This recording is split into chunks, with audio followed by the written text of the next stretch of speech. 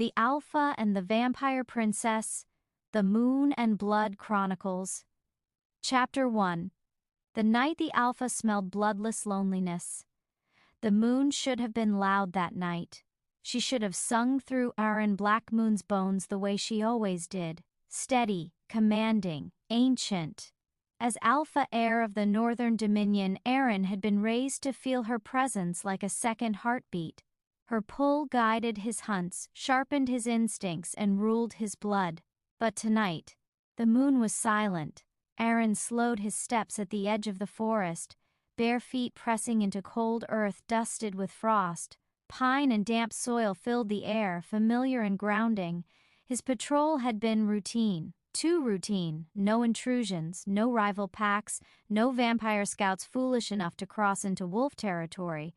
And yet something was wrong. His wolf stirred uneasily beneath his skin, not snarling, not warning, listening. Aren paused, inhaling deeply. That was when he caught it, not blood, not prey, not fear, loneliness. The scent hit him like a breath held too long, sharp and hollow and unbearably soft. It did not belong in the forest. Loneliness was not something a predator smelled, it was something one felt. And yet there it was, drifting through the trees as tangibly as smoke. His spine stiffened. Vampire. Every instinct screamed it. His hand flexed at his side, claws itching to break free. Vampires did not bleed warmth. They did not belong beneath the moon. They were creatures of stillness and shadow, bound to the night in the way wolves were bound to the sky. And they did not come alone. Aren followed the scent without realizing he'd chosen to. His steps carried him off the marked patrol path, deeper into the forest where the trees grew thinner and the moonlight spilled freely across a small clearing. That was where he saw her. She stood perfectly still at the center of the clearing, as if the forest itself had shaped around her presence rather than rejecting it. Moonlight did not touch her the way it touched him. It bent, softened, slid across black silk that clung to her slender form like a whispered secret. Her hair was dark, so dark it drank the silver glow instead of reflecting it. Her skin was pale, luminous in a way that had nothing to do with life, and yet she did not look dead. She looked, waiting. Aren's breath caught. His wolf froze, not in aggression, in awe. Then she lifted her head. Her eyes met his across the clearing, deep crimson, ancient and searching. And in that instant something old and unspoken shattered between them. The moon went completely silent. Aren felt it in his chest first, a sudden violent stillness, as though his heart had forgotten its rhythm. He had faced rogue wolves, bloodshed, and death challenges for Alpha succession. Nothing had ever undone him like that look. "You should not be here." His voice came out low, controlled, but it carried the weight of command. Alpha authority laced every word, a warning sharpened by instinct. The woman did not move. "I know," she replied. Her voice was soft, melodic, carrying an echo that did not belong to the forest. Not fear, not defiance, acceptance. And yet, she continued quietly, "Here I am." Aren took one step forward before he realized he'd moved. Her scent reached him more fully now, not blood, not decay, but something cool and distant, like rain that never touched the ground. Beneath it lay the same aching loneliness he'd sensed earlier, threaded with restraint so tight it felt like pain. "If they find you," he said, his jaw tightening, "they will kill you." Finally she smiled. It was not a flirtation, not arrogance, it was grief. "If they find you standing with me," she whispered, "they will kill us both." The truth of it struck him harder than any blade. Vampire, not just any vampire. Noble, powerful, dangerous. His wolf growled low in his chest, not in threat but in confusion. The creature within him did not understand why it did not want to tear her apart. Why did it not recoil from her presence? Why it felt drawn? "What is your name?" Aren asked before he could stop himself. The question felt treasonous the moment it left his lips. She hesitated, just for a breath. "Seraphina," she said. "Seraphina Noctira." The name settled into him like a brand. Aren Blackmoon had been taught the laws before he could shift. No wolf may claim the night, no fang may touch the moon, and never, never may a child be born of both. He knew the consequences. He knew the prophecy was whispered only among elders. He knew that even standing here was a violation that could ignite war. And yet, "Aren," he said, his voice rough. "Aren Blackmoon." Her eyes darkened at his name. "The Alpha's heir," she murmured. "Yes, then you should walk away," Seraphina said softly. "Right now." He didn't move. Neither did she. The forest seemed to lean inward, as if the trees themselves sensed the fracture forming in the laws of the world. Somewhere far away, wolves howled uneasily. Somewhere deeper still, ancient magic shifted, awakened by a bond not yet formed, but already alive. "This never happened," Aren said. Seraphina inclined her head. "Of course," she replied. They turned away from each other at the same moment, but neither of them slept that night, because once the moon had witnessed blood, and the night had touched the Alpha's heart, fate had already begun to write the child the world feared most. Chapter 2. The Vampire Princess, Who Wasn't Allowed to Wander. Seraphina Noctira returned to the Crimson Court before dawn. The castle rose from the mountains like a wound that refused to heal, black stone carved into spires sharp enough to tear the sky. No torches burned at its gates. No guards announced her arrival. Vampires did not need light to find their way home. And yet, as Seraphina crossed the threshold, she felt exposed, not because she had been seen, but because she had been changed. The great doors sealed behind her with a low, echoing groan. The sound reverberated through her bones, ancient magic recognizing her blood and welcoming her back into its cold embrace. Normally, this was where relief came. Tonight, it did not. Her steps slowed as she moved through the long obsidian corridor, silk skirts whispering against the marble floor. Every pillar she passed bore the sigils of old vampire houses, families that had survived wars, purges, and the long silence after the moon and night first divided the world. She had walked these halls for over a century. They had never felt this narrow. Seraphina pressed her palm lightly to her chest. Her heart did not race, it never did. But something inside her felt unsettled, as though her blood had learned a new rhythm and was struggling to forget it. Moonlight. She clenched her fingers. It was impossible. Wolves and vampires were bound by laws older than written language. The bond was not merely political, it was biological, magical, inevitable. The moon rejected vampire blood. The night poisoned the wolf's seed. And yet, she had looked into Aren Blackmoon's eyes and felt no rejection, only recognition. "Princess." The voice stopped her. Lord Vaylor emerged from the shadows near the High Council chamber, his tall frame draped in deep crimson robes. His silver hair was pulled back tightly, his pale face carved into something between beauty and cruelty. His eyes, black as dried blood, studied her too carefully. "You were gone longer than expected," he said. Seraphina inclined her head respectfully. "I lost track of time." Vaylor's gaze sharpened. "That rarely happens to you." She met his stare without flinching. Vampire nobility was a game of dominance and restraint. To look away was to surrender power. The night was quiet, she added. A lie. The quietest nights were always the most dangerous. Vaylor studied her for a moment longer before stepping aside. "The council is assembled." Of course they were.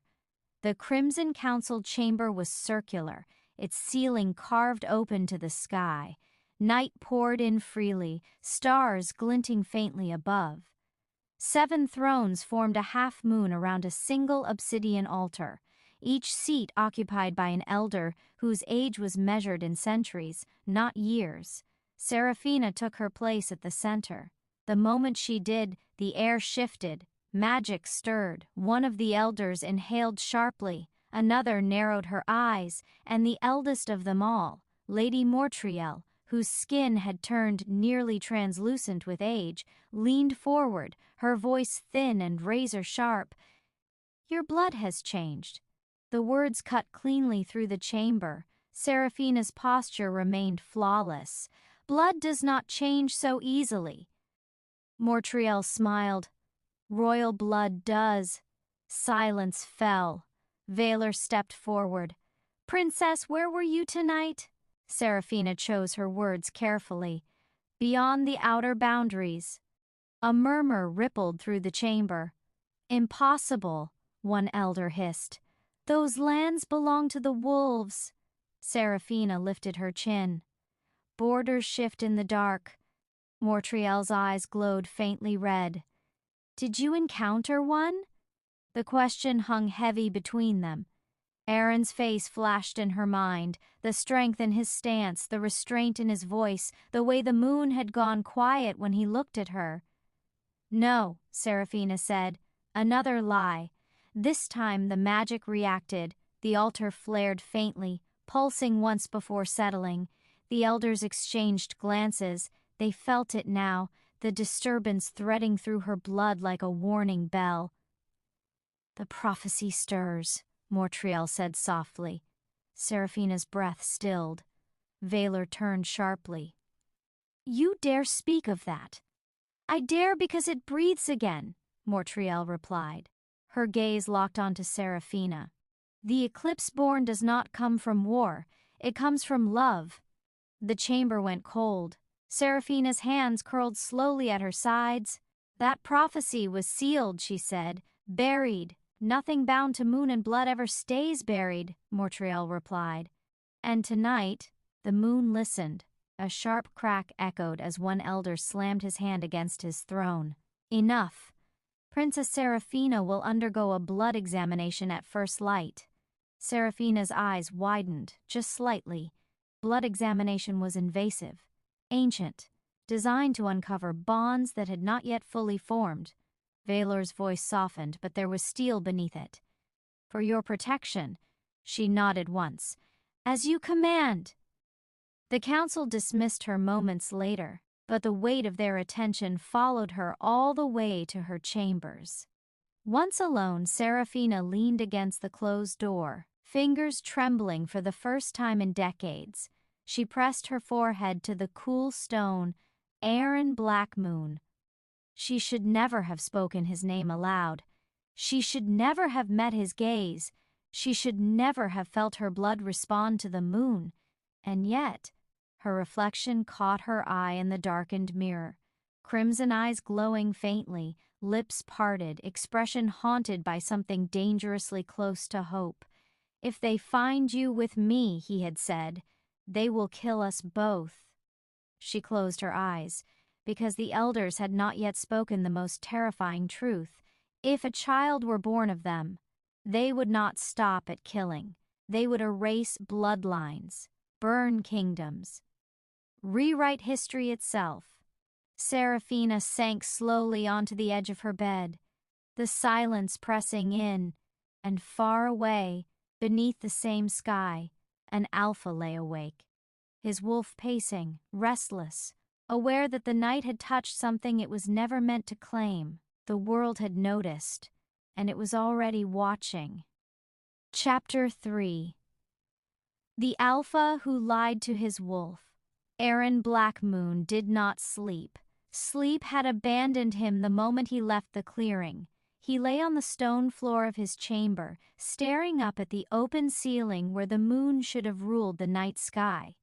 Clouds drifted lazily across her face, thin and pale. Yet even when she revealed herself fully, her presence did not reach him. No pull, no command, no comfort. The moon had gone quiet. His wolf paced inside him, restless and confused, claws scraping against the walls of his mind. The creature did not snarl or rage. It did not demand blood or dominance. It asked questions. Why did you leave her? Why did she smell like a loss? Why did the night not burn us? Aren rolled onto his side and pressed his forearm over his eyes. Enough, he murmured. The wolf did not listen. He had lied to it already, told it the vampire was a threat, a mistake, a passing disturbance. He had ordered it to forget her scent, to bury the pull beneath duty and law. But wolves remembered, especially when the moon herself had witnessed the moment. A soft knock echoed through the chamber. Aren sat up instantly, senses flaring. Enter. The door opened, and Kyle Stormfang stepped inside. Beta to the Alpha, warrior brother to Aren since childhood. His dark hair was pulled back, his eyes sharp with concern. You didn't howl, Kyle said simply. Aren exhaled slowly. I didn't feel the need. Kyle studied him for a long moment. The moon rose an hour ago. I know. And yet, Kyle continued carefully, you didn't answer her.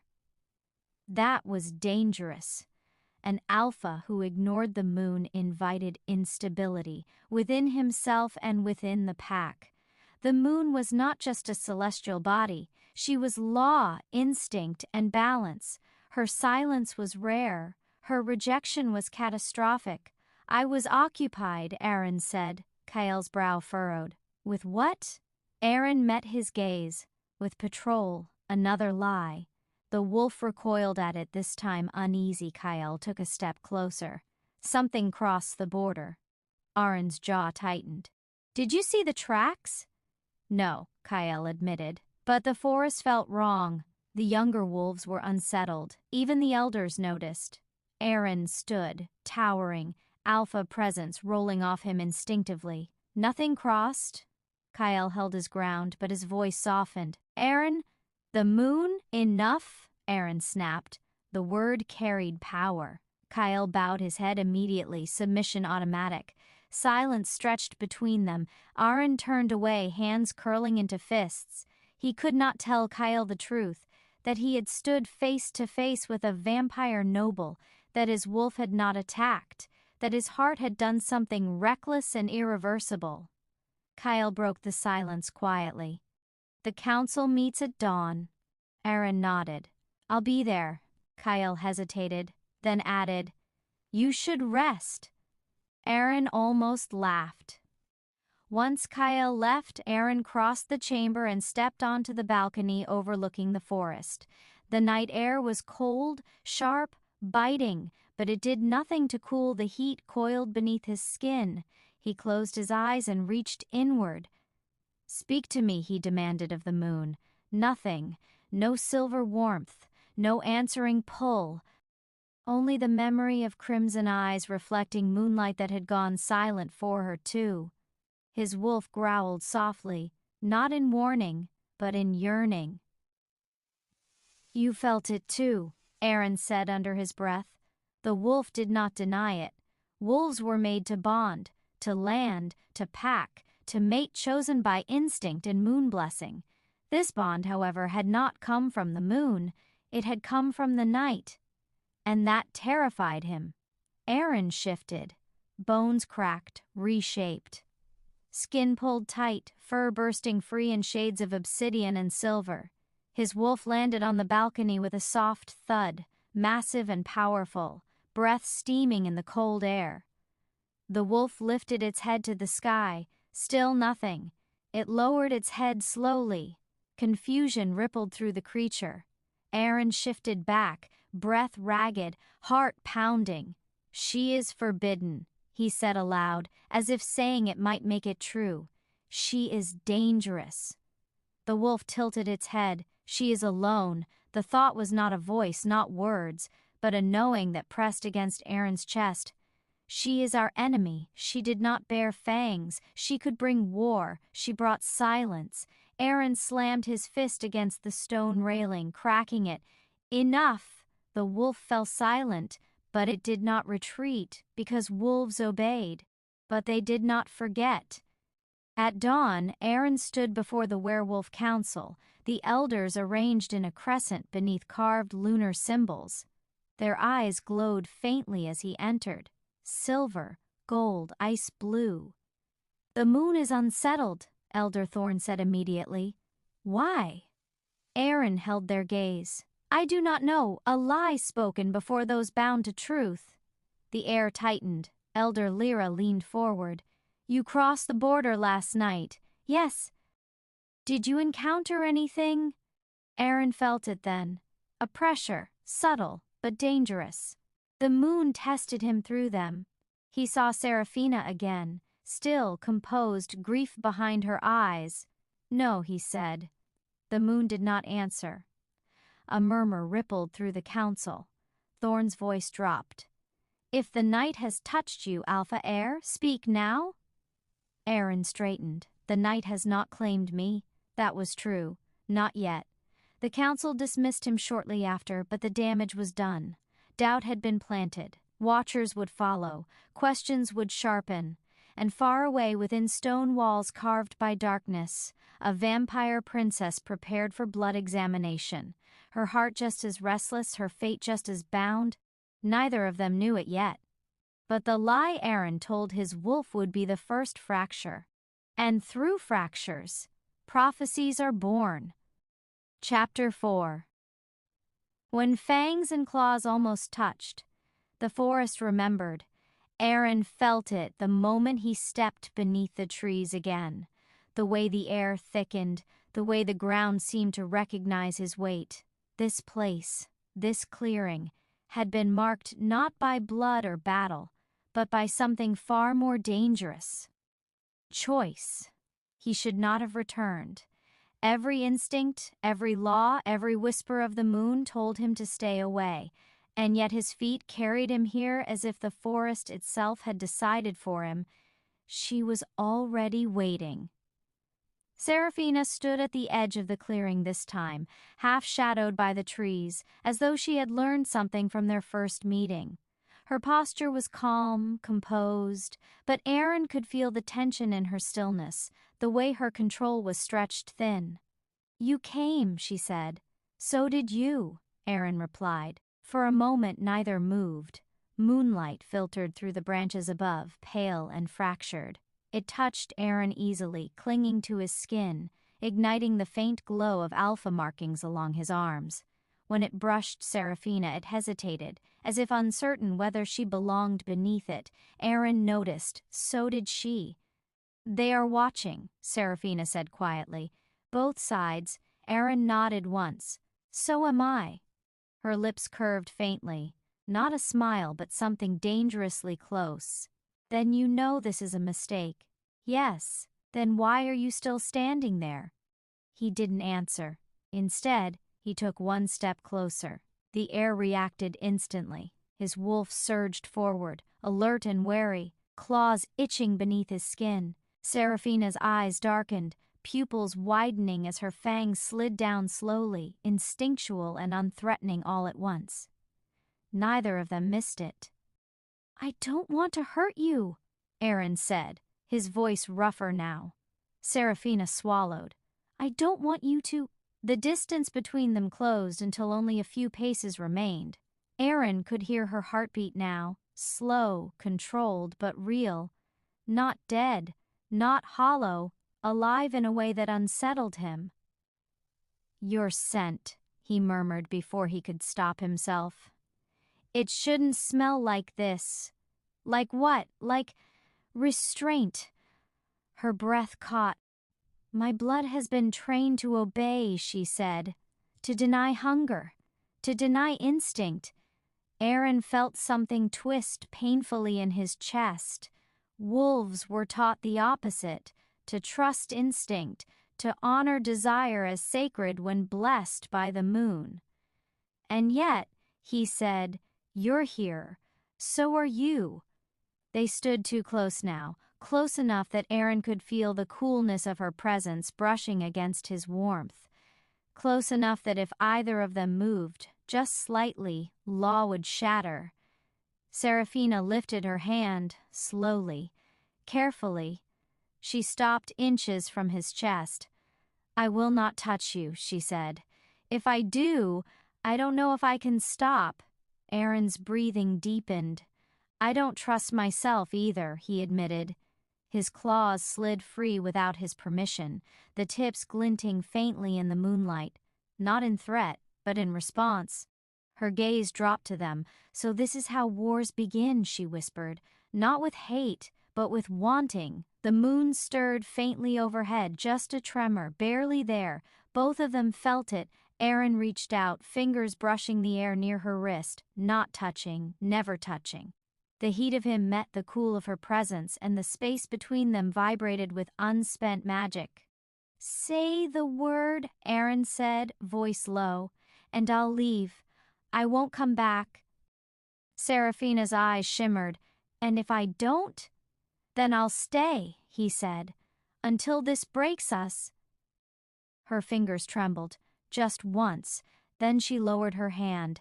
"You should go," she said softly, "before we do something that cannot be undone." Aren nodded slowly, but he did not step away immediately. "Seraphina," he said, her name tasting like a vow. "Yes? If the world were different." She met his gaze fully now. "It isn't." He turned away before the ache in his chest could turn into something worse.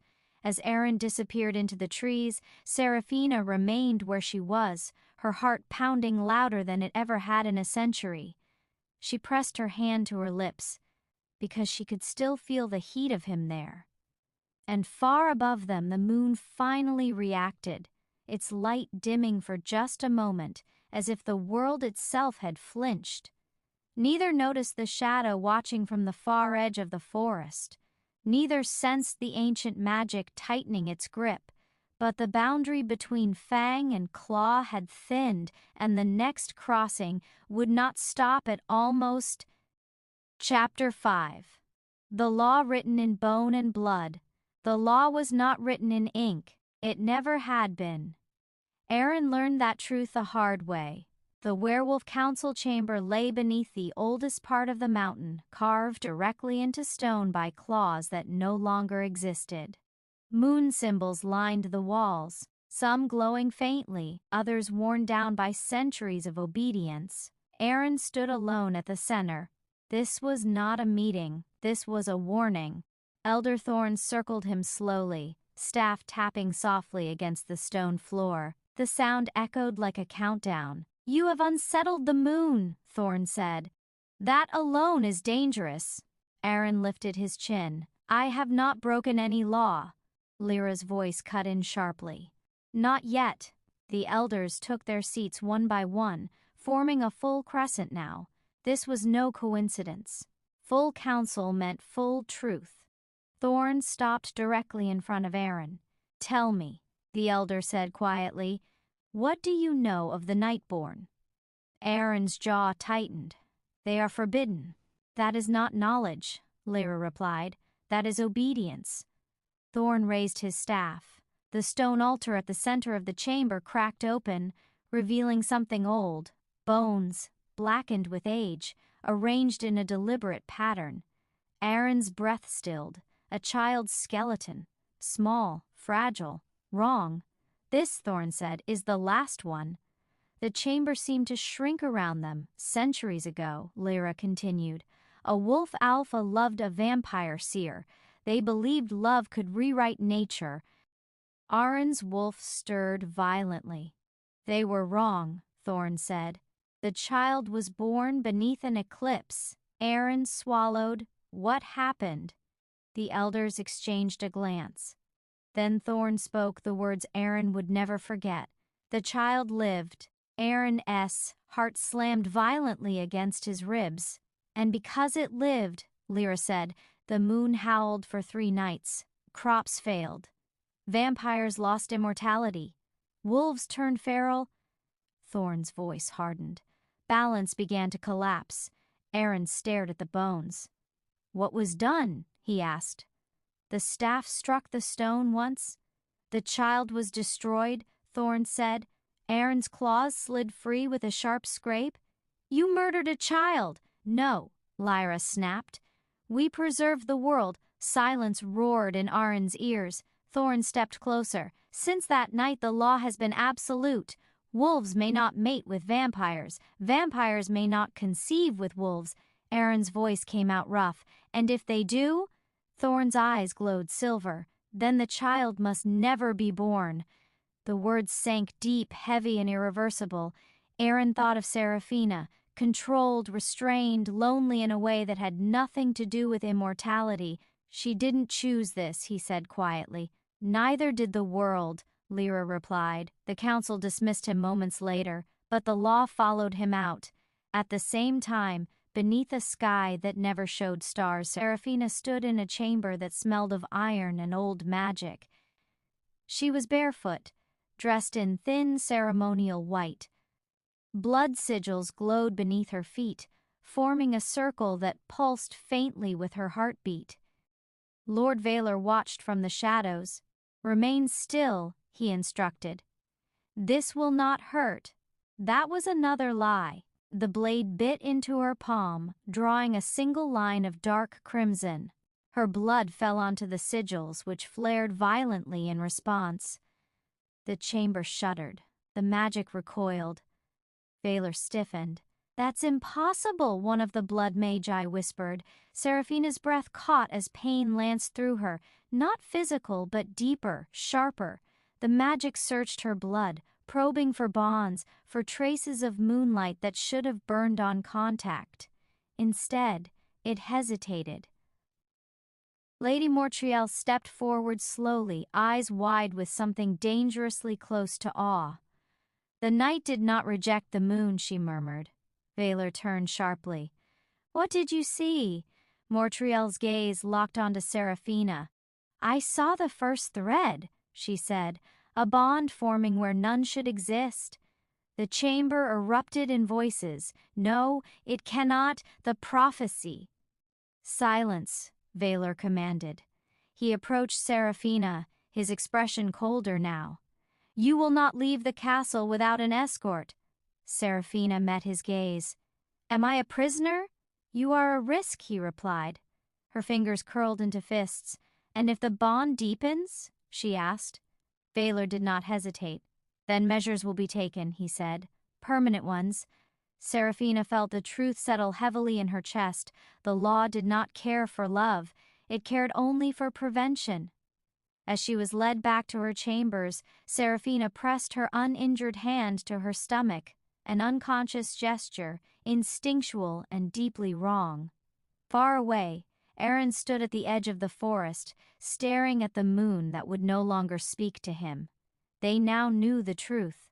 Love was dangerous, but a child would be unforgivable, and fate, ancient and merciless, had already begun counting down. Chapter 6. The Potion That Makes Love Safe. The solution arrived wrapped in mercy. That was how the Crimson Council presented it. Seraphina stood once again within the circular council chamber, her posture flawless, her expression serene despite the storm tightening inside her chest. The elders watched her closely now, not as a princess, but as a vessel carrying risk. Lord Vaylor stepped forward, holding a small crystal vial. Inside it, liquid shimmered, deep violet threaded with silver veins, pulsing faintly like something alive. This, he announced, is the Covenant Draft. Seraphina's eyes fixed on it. What does it do? She asked, though she already sensed the answer. Vaylor's voice softened, almost kind. It seals the womb against moonblood, permanently. The word echoed, permanently. Montreal leaned forward. You may love, the elder said. You may touch if you must. The bond may exist. A murmur rippled through the chamber. But creation, Montreal continued, must never follow. Seraphina felt cold spread through her limbs. You would allow us to exist, she said slowly, So long as nothing comes of it. Valor inclined his head. Precisely. The cruelty of it was almost elegant. Seraphina looked down at her hands, hands that had never trembled in battle, never shaken while delivering death. Now they shook at the thought of swallowing something designed to erase a future she had never been allowed to imagine. "And if I refuse?" she asked. Silence answered. Then Mortriel spoke, voice brittle and sharp. "Then the bond will be severed another way." Seraphina closed her eyes. She thought of the forest, of silver moonlight breaking through branches, of an alpha who had stopped inches from touching her, as if restraint itself were a sacred act. "Give it to me," she said. Valor handed her the vial. The liquid was cool against her lips. It tasted like crushed nightshade and frost. As it slid down her throat, magic flared violently, sharp, invasive, final. Pain bloomed low in her abdomen, brief but intense. Then it was gone. The chamber exhaled. Valor nodded. "It is done." Seraphina lifted her chin. "You have not solved the problem," she said quietly. Mortriel's gaze flickered. "We have delayed it." Seraphina turned away before they could see the grief she refused to name. Aren felt it the moment it happened. He was mid-shift, muscles screaming as fur tore through skin, when something snapped, not painfully, but definitively. His wolf staggered, confusion surging through the bond. Aren collapsed to one knee, breath ragged. "What was that?" he growled. The moon stirred faintly overhead, then withdrew again. The absence was worse than silence. He shifted back, heart hammering. Something had been taken, not from him, from her. Kael was at his side instantly. "Aren?" Aren shook his head. "I'm fine." The lie tasted bitter. Kael studied him closely. "You're losing balance." "I'm holding it," Aren snapped.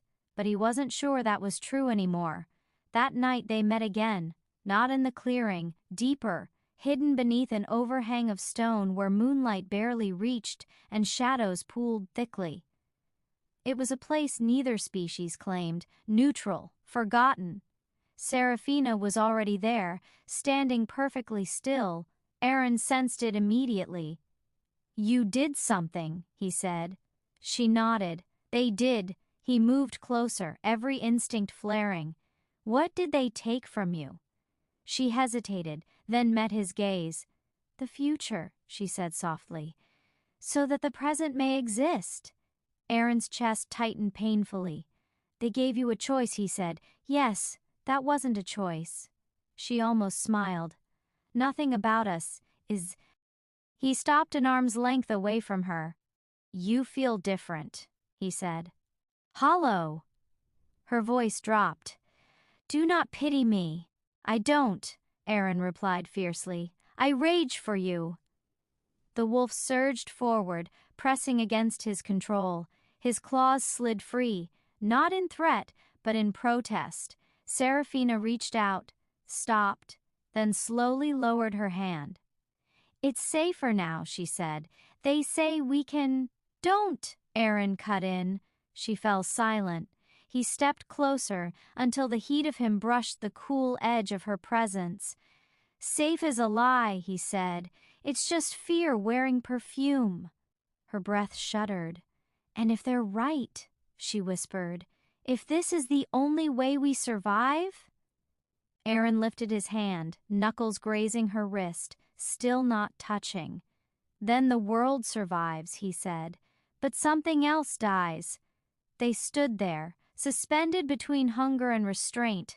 Neither noticed the faint silver fracture, forming within the magic that bound her. The covenant draft was powerful, but it was not absolute, and ancient forces do not accept prevention lightly. Far away, beneath a sky neither moon nor night fully claimed, something old stirred, waiting. Chapter 7. The Alpha's touch that could not claim. The night learned their secret. It wrapped around them like a held breath as Aren and Seraphina stood beneath the stone overhang, neither willing to be the first to leave.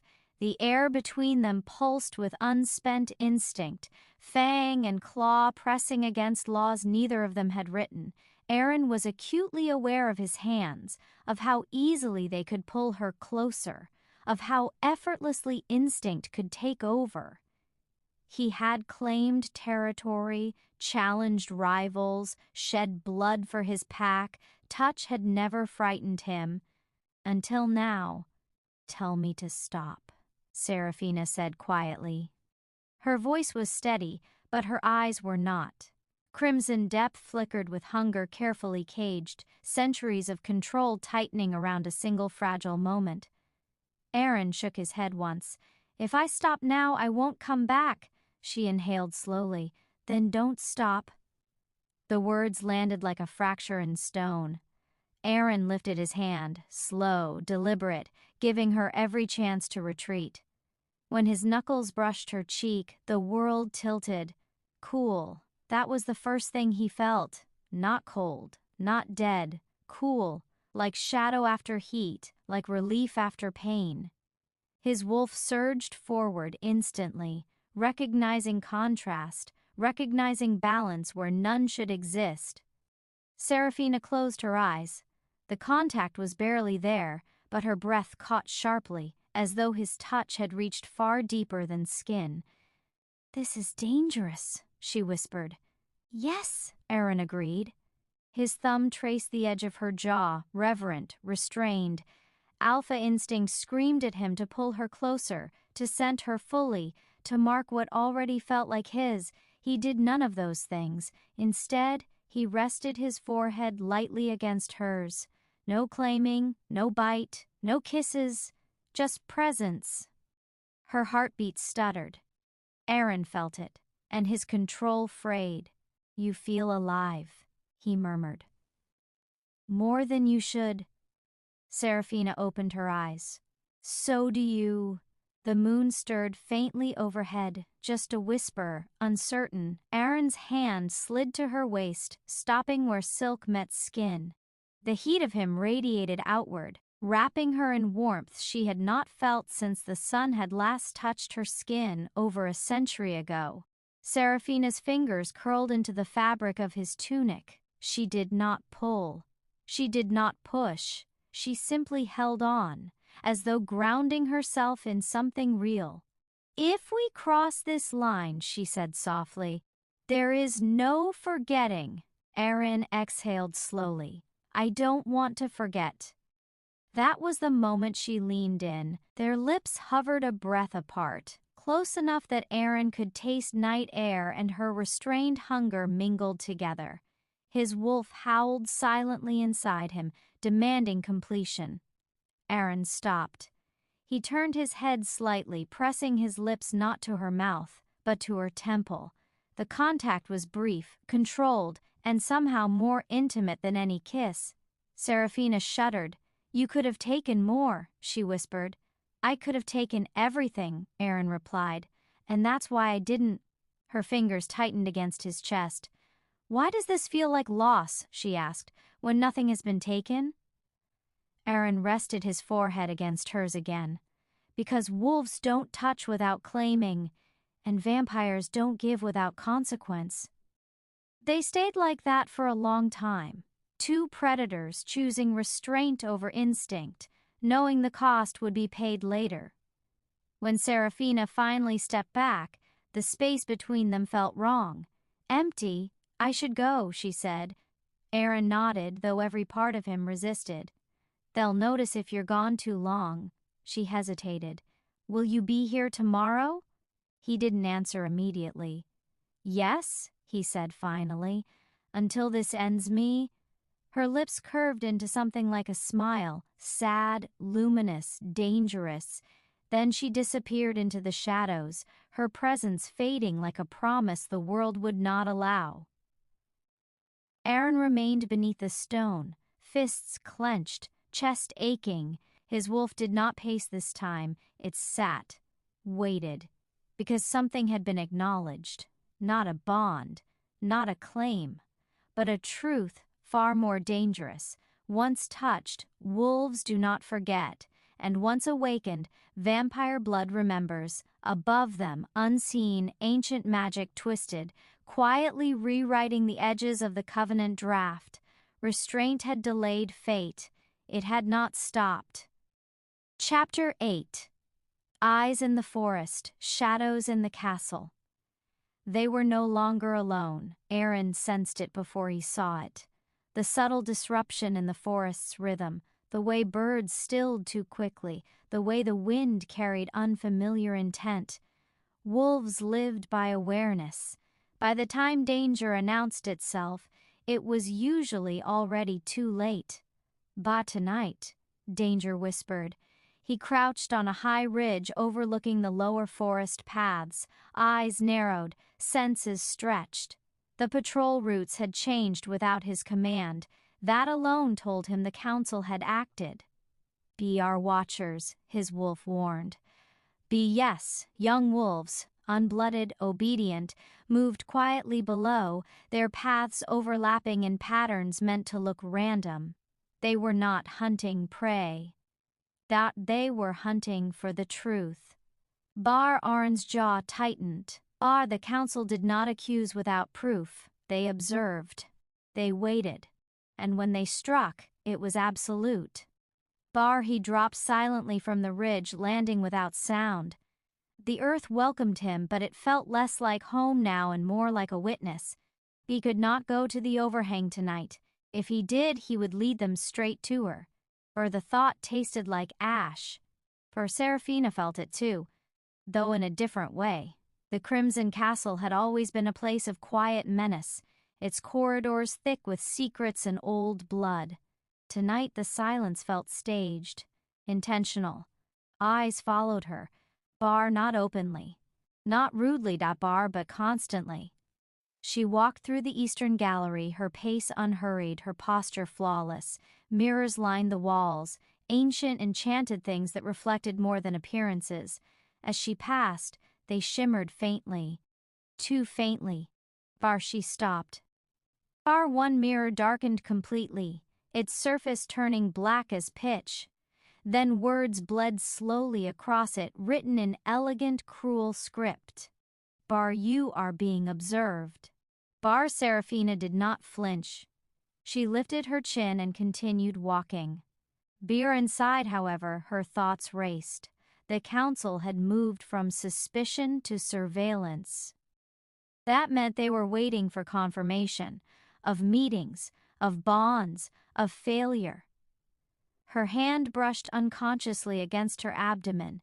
Nothing, no pain, no warmth, no sign of anything wrong, and yet the Covenant draft had not brought the peace it promised.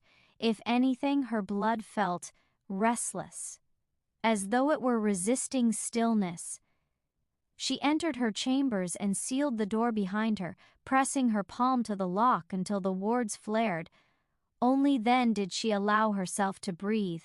"They will not stop," she murmured to the empty room, as if summoned by the words. Lady Montreal's voice echoed from the shadows. "No," the elder agreed. "We will not." Seraphina turned sharply. Montreal emerged slowly, her presence bending the air around her. "You hide nothing well," the elder said, "but you feel too deeply." Seraphina straightened. "You gave me the draft." "We gave you time," Montreal corrected. "Do not waste it. What do you want from me?" Seraphina asked. Montreal's eyes gleamed. "Proof that restraint is enough? And if it isn't?" Montreal's smile was thin. "Then we will intervene." The meaning was clear: severance, erasure, blood if necessary. Montreal stepped closer. "Tell me, child of night, does the Alpha touch you?" Seraphina met her gaze steadily. "No." The mirror behind her flickered. "Not enough to betray her, enough to warn." Montreal studied her for a long moment, then nodded. "Good. Because the wolves are watching too." With that, the elder dissolved into shadow, leaving behind a chill that lingered long after she was gone. That night, Aren and Seraphina did not meet. The absence was sharper than any wound. Aren stood at the forest's edge, fists clenched, knowing eyes were on him even when he could not see them. He hated that he could not protect her from this. Not yet. Seraphina sat by her window, staring at the sliver of forest visible beyond the cliffs, wondering if he felt the same ache. They were being measured now, tested. And somewhere between moon and night, ancient forces watched with interest, because surveillance was not meant to stop love. It was meant to document failure, and failure, once recorded, was punished. Chapter 9, The Kiss That Shook the Moon. They did not plan it. That was the truth Aren would cling to later, when the world began to react. The night had been heavy with clouds, the moon veiled and distant, her presence a muted pressure rather than a guiding force. The watchers were still there. Aren could sense them at the edges of the forest, but something in the air had shifted. Urgency, as if time itself had begun to run out. He found Seraphina near the river that marked the deepest neutral ground between their realms. The water flowed dark and swift, reflecting neither moon nor stars, as though it belonged to neither night nor sky. She stood at the bank, black cloak pulled tight around her, eyes fixed on the current. "You shouldn't be here," Aren said softly. "Neither should you," she replied without turning. He moved closer anyway. "I couldn't stay away." Seraphina finally faced him. Her composure was cracked tonight, only slightly, but enough that Aren noticed immediately. Her eyes glowed brighter than usual, crimson threaded with something silver. "They are watching," she said, "closer than before. I know. They will not wait much longer." Aren stopped an arm's length from her. "Neither will I." The words surprised them both. Seraphina's breath hitched. "Aren, I don't mean claiming," he said quickly. "I don't mean crossing every line, but this," he gestured helplessly between them, "this pretending we are untouched, it's killing something inside me." Her expression softened, pain and longing warring openly now. "My blood is restless," she confessed. "The drought should have quieted it. Instead it feels awake." The river surged louder as if listening. Aren reached out, stopping just short of touching her hands. "If this ends badly, it will," she said gently. "If it costs us everything, it will. Then let it at least be real," Aren finished. For a long moment Seraphina did nothing. Then she stepped forward, not into his arms, not into his claim. Just close enough that their breaths mingled, warm and cool, moon and night colliding softly. "This is all I can give," she whispered. "It's enough," Aren replied. He leaned in slowly, deliberately, giving her every chance to pull away. She didn't. Their lips met. It was not fierce, it was not consuming. It was precise, a single controlled kiss meant to honor restraint rather than destroy it. And yet the moment their lips touched, the world reacted. The moon flared, not bright, wrong. Silver light burst through the cloud cover, flooding the riverbank. Aren gasped as power surged through him, his alpha mark blazing painfully. Seraphina cried out softly, her blood singing in response, fangs descending instinctively. The river was still, far away. Wolves lifted their heads in unison, howls tearing into the sky without command. In the crimson castle, blood wards shattered like glass. Aren broke the kiss instantly, pulling back, heart hammering. "What did we just do?" he breathed. Seraphina swayed slightly, eyes wide, hand pressed to her chest. "The moon," she whispered. She noticed, above them, the clouds tore apart, revealing the moon in full, glaring brilliance. For a single heartbeat, her light fell equally on wolf and vampire. Equality had never been allowed. Aren felt it then, a deep, echoing pulse beneath the ground, ancient and awakening. "This shouldn't have happened," he said. Seraphina shook her head slowly. It was always going to. They did not touch again. They fled in opposite directions moments later, senses screaming warning. The aftermath was immediate. The werewolf council convened before dawn. The moon cried out, Elder Thorn said grimly. She has not done that since the last eclipse. Lyra's eyes burned silver. A boundary was crossed. Not mating, another elder said. Something smaller. Smaller does not mean safer, Thorn replied. Orders were given, tracking spells awakened, patrols doubled. In the Crimson Court, chaos bloomed. Blood magi scrambled to repair shattered wards. Valor stood rigid, fists clenched, as Mortriel stared into a mirror filled with swirling silver and crimson light. The bond has deepened, Mortriel said softly. Valor's voice was sharp. The drought should have prevented this. It prevented conception, Mortriel replied, not connection. She turned slowly, and connections grow. Alone in her chambers, Seraphina pressed both hands against her lips, still feeling the echo of heat there. Across the forest, Aren leaned against a tree, breath unsteady, wolf roaring triumph and terror all at once. Neither of them knew what had changed biologically. Neither felt the first faint fracture spreading through the covenant magic. But the world knew, the moon knew, and once the moon reacted, there would be no pretending this was still under control. Chapter 10. The Name of the Child. The world fears. Prophecies were never announced with thunder. They arrived quietly, hidden in old ink, half-remembered chants, and the sudden panic of elders who knew too much. The first voice to speak the truth did not belong to a council. It belonged to a seer, deep beneath the crimson castle, in a chamber carved from obsidian and bone. The oracle of blood woke screaming. Her cry split the silence like a blade. Guards rushed in, but stopped at the threshold, unwilling to cross the circle of sigils blazing beneath her bare feet. The oracle stood rigid, eyes rolled white, veins dark as ink beneath translucent skin. She has stirred, the oracle whispered. Mortriel arrived moments later, robes trailing shadow. Who? She demanded. The oracle's head snapped forward. The unborn. The word echoed unnaturally, bouncing off the chamber walls as though the stone itself recognized it.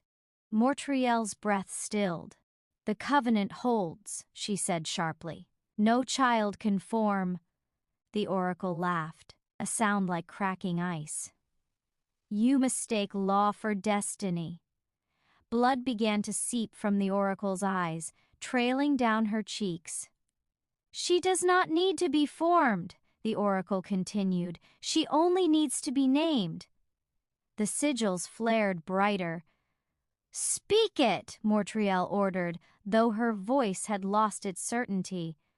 The oracle's lips trembled. She is called Lunareth. The name struck the chamber like a blow. Moon, blood, balance. Mortriel staggered back a step. At the same hour, beneath the moon's silver glare, the werewolf council felt it too. Lyra gasped, clutching her chest as ancient runes carved into the council's stone ignited. No, Elder Thorn breathed. Not that name. Another elder whispered it anyway, voice shaking. Lunareth! The moon darkened briefly, a shadow passing across her face. The child of fang and fur, Lyra said hoarsely. Born of restraint, not conquest. Thorn slammed his staff against the floor. She ends us. Silence fell, because no one argued. Aren heard the name in a dream. He stood in a vast white forest where every tree glowed softly. A child's laughter echoed between the trunks. Not wild, not cruel, but steady. Calm. A girl stepped into view. Her eyes were silver-ringed crimson. Father, she said. Aren woke with a gasp, sweat soaking his skin, heart pounding. He sat up, shaking. I will not let them hurt you, he whispered, to the dream, to the possibility, to the future clawing its way toward him. Seraphina felt it as pain, not sharp, not unbearable, just present. A warmth settled low in her abdomen, faint but undeniable, like a pulse answering another pulse somewhere far away. She pressed her hand there, trembling. "No," she whispered, "not yet." Her reflection in the mirror tilted its head, just slightly, out of sync. "Lunareth," the reflection mouthed. Seraphina shattered the mirror with a cry. By dawn, the world was no longer divided by species. It was divided by belief. Those who believed the child would bring balance, and those who believed she would bring extinction. Both sides agreed on one thing: she could not be allowed to exist. Far above them all, the moon watched in silence, because she remembered the last time Lunareth had been born, and the world had bled for centuries afterward. Chapter 11. The Pact of Blood and Bone. The first rule of ancient wars was simple. You never trusted an enemy, but you used them. The meeting took place where no realm claimed ownership. A dead valley lay between the wolf forest and the vampire highlands, its soil cracked and pale, as if life itself had abandoned the place long ago. No moonlight reached the valley floor. No shadows lingered long enough to hide within. Truth could not be concealed here. Aren arrived first, flanked by Lyra and two alphas whose loyalty had been tested by battle. He wore no ceremonial marks, no sigils of command, only the quiet authority of one who had bled for his people. Seraphina arrived moments later. She came alone. Her cloak was deep crimson, unfastened at the throat, revealing skin untouched by armor or weapon. It was not defiance. It was a declaration. Aren's chest tightened at the sight of her. Lyra's eyes narrowed. She walks unguarded. Seraphina met her gaze calmly. "I do not need protection here. Neither do you." The ground trembled faintly. Both sides felt it. The moon was listening. "Speak," Aren said, voice low. "Before this valley decides for us?" Seraphina stepped closer, but not to him. She stood precisely between wolf and vampire lines, balanced on the knife edge of history. "They will kill us both to prevent what they fear," she said. "Not because of what has happened, but because of what might." Lyra folded her arms. "You expect sympathy?" "No," Seraphina replied. "I expect logic." She lifted her hand and sliced her palm with a single sharp nail. Blood welled, dark, shimmering faintly silver. Aren inhaled sharply. The scent was different now, charged, alive. "This blood," Seraphina said, letting it drip onto the dead earth, "has not crossed a boundary, and yet the world has reacted." The ground responded, cracking, a thin green shoot forcing its way upward. Gasps rippled through both factions. "Impossible," one alpha whispered. "Unprecedented," Lyra murmured. Aren stared at the fragile plant, realization blooming cold and sharp. "They fear balance," he said quietly. Seraphina nodded. "Balance ends dominion," Lyra exhaled slowly. "And dominion is all our elders know." Silence stretched. Then Aren did something no alpha had done in centuries. He knelt, not to Seraphina, to the ground between them. "I will not be the generation that slaughters its future," he said, "nor will I allow my child, real or rumored, to be hunted like a curse." Lyra stiffened. "Aren, I know," he said without turning. "This defies everything." He rose and faced Seraphina fully. "But survival is not purity," he continued. "It is an adaptation." Seraphina's expression softened, not relief but something more dangerous. "Hope. I offer a pact," she said, "not of love, not of promise, of necessity," Aren finished. She nodded. They stepped toward each other simultaneously. Aren extended his claw and raked it across his forearm. Blood spilled freely, glowing faintly silver under the moonless sky. Seraphina took his arm without hesitation. Her fangs pierced his skin, not feeding, binding. Power surged violently through the valley. The earth split wider, green vines crawling across cracked stone, responding to the union of blood and bone. Lyra gasped. A blood-bone pact. Last used before the first extinction, another alpha whispered. Seraphina withdrew, blood staining her lips, not hunger but oath. This binds our survival, she said. Not our hearts. Aren met her gaze steadily. Those are already bound. The pact sealed with a thunderous pulse that knocked warriors from their feet, far away.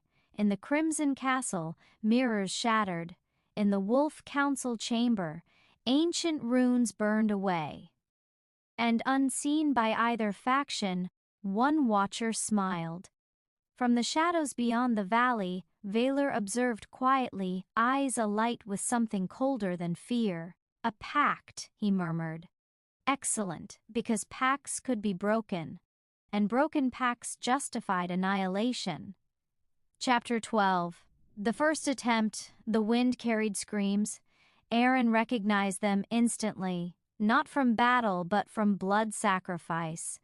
Wolves had never panicked like this before. Not the trained patrols, not the younglings, not even the elders. Something was wrong. He bolted through the forest, senses blazing, wolf snapping at shadows, claws cutting through underbrush. Every instinct screamed that Seraphina was involved, or the target. When he reached the clearing, smoke curled over broken trees. The ground was churned, blackened. Young wolves lay scattered, unconscious or worse, their patrol patterns shattered, as though reality itself had been rewritten. Aren knelt, sniffing the air. Blood. Not his, not the pack's, but hers. No. Far away, Seraphina had been walking through the eastern corridors of the Crimson Castle. The halls were silent, but the air felt wrong, heavy with magic and intent. She had barely left her chambers when the first strike hit. It wasn't a single assassin, it was a wave. Shadows moved in patterns impossible for the eye to track. Magical wards tried to scream warnings, but they were overwhelmed. She fell to one knee, barely managing to dodge a spike of enchanted steel aimed at her heart. "The draft," she whispered. "It doesn't protect against this." Something had crossed the line. Aren arrived at the edge of the forest bordering the castle. He froze, the world narrowing to a single point. Seraphina. She had been cornered, and yet she was fighting. Not like a vampire defending herself, but like someone who knew she carried the spark of destiny itself. Aren's wolf surged, clawing at the edges of his control. Do not kill her. Do not let her die. Do not break the pact. The attackers closed in, enforcers from both sides, rogue blood magi seeking to erase her, renegade wolves sent to punish her. The first wave of magic hit the ground, shaking stones loose from the cliffside. Aren roared, a sound that rolled through the forest like a thunderclap.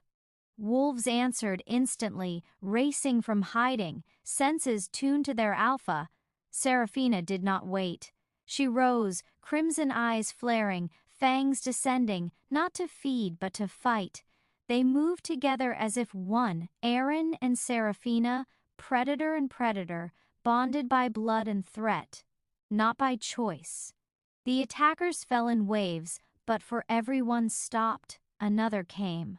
Then the first arrow of prophecy struck, magical, twisted, imbued with ancient wards meant to sever life itself. It struck a wolf in Aren's pack, toppling him instantly. The scent of blood stung the air. Seraphina hissed and spun, slicing through the air, silver-tipped magic dancing along her claws. Aren leapt forward, catching her by the wrist mid-swing. "We cannot stop them all," she screamed. "I will protect you," he growled. "And what about them?" She spat, fury and despair twisting together. "The world has already lost its chance," he said. "Let's save ours." The forest became chaos incarnate, claws, fangs, magic, and ancient bonds clashing. It was not a battle. It was the first attempt, the world trying to destroy what could not yet be named, and the name, Lunareth, still hovered over them, invisible but palpable. Every blow, every magic strike, every drop of blood spilled, whispered the truth. The child had not yet been conceived, but fate had begun its work. Chapter 13. Shadows between the pacts. The valley had gone silent. Not the peaceful quiet of the aftermath. Not the soft whisper of the forest reclaiming itself. This was different, tense, brittle, as if the very air held its breath. Aren and Seraphina stood apart, surveying the wreckage. Wolves groaned, recovering from unconsciousness. Vampire wards flickered uncertainly in the distance. Both sides had taken casualties, and both knew it was only the beginning. "They'll come again," Aren said, voice low, wolf instinct sharpening every syllable. "Stronger, smarter, with eyes everywhere." Seraphina nodded, crimson eyes glowing faintly in the dim moonlight. "And this time, they'll try to use each other against us." Aren's jaw tightened. "We cannot let them succeed." Far above, in the crimson castle, Valor paced, hands clasped behind his back. Montreal watched from a shadowed balcony, lips pressed into a thin line. "The draft didn't stop her bond," Montreal said, voice tight. "The alpha is a variable we didn't account for." Valor's expression darkened. "We will account for it. They are defying nature itself. Every loophole will be closed." Montreal shook her head. "Some things cannot be contained, Lord Valor. The prophecy, Lunareth she, will force cracks in every plan." Valor's eyes flickered dangerously. "Then we widen the cracks ourselves. Test loyalty, create doubt. Betrayal is the only way to control this." In the Werewolf Council, elders convened under stone arches, the air thick with tension. Lyra slammed her clawed hand against the table. "Aren has gone too far. The pact, the bond. It cannot be ignored." Thorn's eyes glimmered silver. "No, child. It must be monitored. Every action, every whisper, every heartbeat. If the bond deepens, we strike, not out of vengeance but necessity." Another elder spoke, voice trembling. "And what of Seraphina? She is beyond our reach in the Crimson Castle. If she turns, if she fails..." Lyra's growl cut through the chamber. "Then she dies, along with whatever he protects." The words hung like a shadow over the council. Back in the forest, Aren and Seraphina moved quietly through the shattered valley, every sense alert. "You're tense," Seraphina said softly. "Not tense," Aren replied. "Focused. You felt it too. The shadows watching, the whispers between the trees. They're already trying to manipulate us against each other." Seraphina glanced at him, lips pressed into a line. "It's not paranoia. It's a strategy. But someone will betray us before the next full moon." Aren's wolf growled low in his throat, answering instinctively. "Then we watch each other. Trust only what survives the night." Seraphina nodded, fingers brushing briefly against his. A silent acknowledgement. They were alone in the world now, and yet bound together by the most dangerous force imaginable, desire tempered by necessity. The first spy had already arrived, hidden in the broken underbrush. A rogue wolf, once loyal to Aren, watched the pair with amber eyes filled with doubt and fear. Behind him, a shadow detached from the trees. Vampire fangs glinted, eyes cold, calculating. Both sides had spies, both sides had orders, and both were preparing for betrayal that would force Aren and Seraphina to act or die. The valley held its breath. The moon, still veiled, seemed to pulse in anticipation, because every shadow was now a potential enemy, every whisper a weapon, and the world had only just begun its first real test. Chapter 14. The first betrayal. The moment it happened, Aren sensed it. Before sight, before sound, a subtle shift in the air. A hesitation in a familiar movement. The scent of wolf blood, spiked with deception. He turned sharply, fangs bared, claws gleaming under the fractured moonlight.